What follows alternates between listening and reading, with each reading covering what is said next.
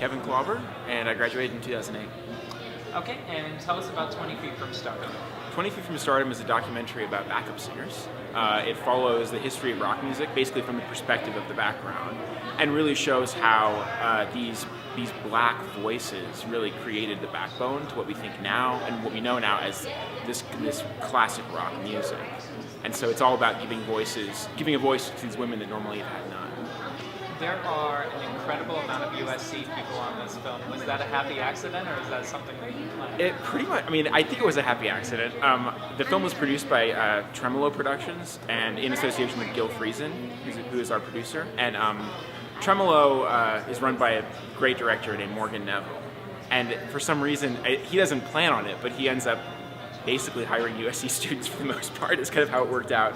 And my co-editor, Jason Zeldis, who I worked with on the film, I didn't know him when he was at USC. He was a year after me, but we instantly bonded over, knowing a lot of the same people at USC and having a similar experience. So. I think editors at the school have a reputation for being kind of the basement dwellers, always down in those labs. Were you one of the basement dwellers, or were you? Yes, I was. Tell us about that culture for prospective students. Tell us about post at USC. Post USC. Most of my posts at USC came from Trojan Vision, actually.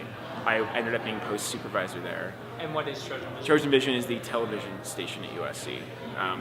And so let me think, the culture, basement culture, editing USC. Yeah, I agree with you. Lots of basement dwellers.